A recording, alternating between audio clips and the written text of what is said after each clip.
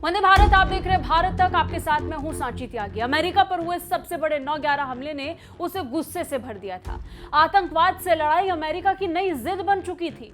इन हमलों ने अमेरिका को इतने अंदर तक हिला दिया था कि उसका जो भी नया राष्ट्रपति आया उसने हर साल 9/11 की बरसी पर आतंक के खिलाफ लड़ने को, अलकायदा को जड़ से खत्म करने की कसम खा ली थी।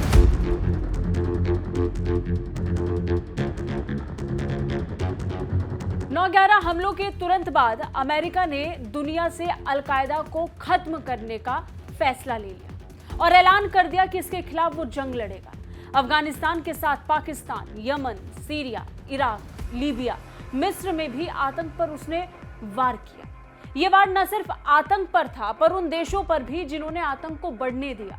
परिणाम के रूप में कई देशों पर कई तरीके के प्रतिबंध तक लग गए। विभिन्न रिपोर्ट्स की माने तो सभी लड़ाइयों में 585 लाख करोड़ रुपए का खर्च हुआ था। करीब 9,29,000 लोग मारे गए। इनमें से 84,000 आतंकी शामिल थे। इधर अमेरिका कार्रवाई का फैसला ले चुका था और उधर अमेरिका के पक्ष में 136 देशों ने सैन्य मदद का ऐलान कर दिया। आतंकी हमले के बाद अमेरिका के तत्कालीन राष्ट्रपति जॉर्ज डब्ल्यू बुश ने आतंकवाद के खिलाफ युद्ध, वॉर ऑन टेरर छेड़ा।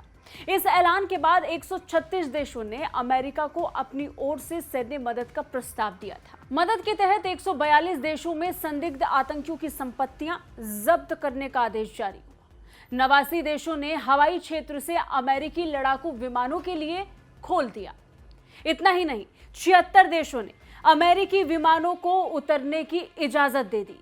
बड़ी बात यह भी रही कि इन सब के बीच 23 देशों ने अमेरिकी कार्रवाई में सहभागी बनने का ऐलान कर दिया था। इसका तुरंत परिणाम भी दिखने लगा था। इस एक्शन से 11 आतंकी कैंप और 39 कमांड सेंटर तबाह हो गए।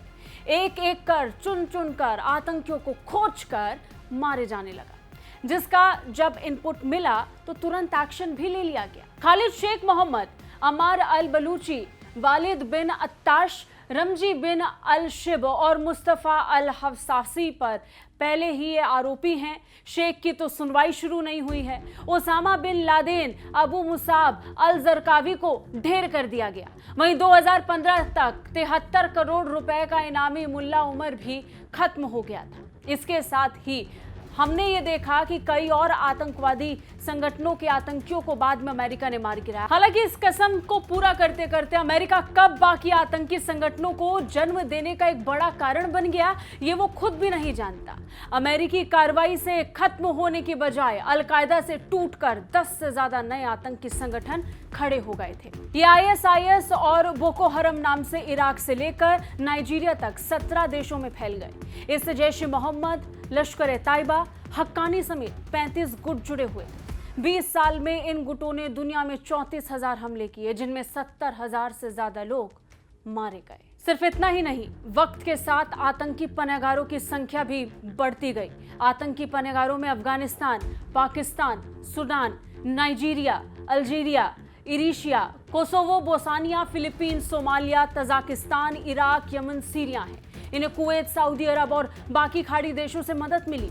सऊदी अरब को तो इसका गोल्डन चेन कहलाया जाने लगा था।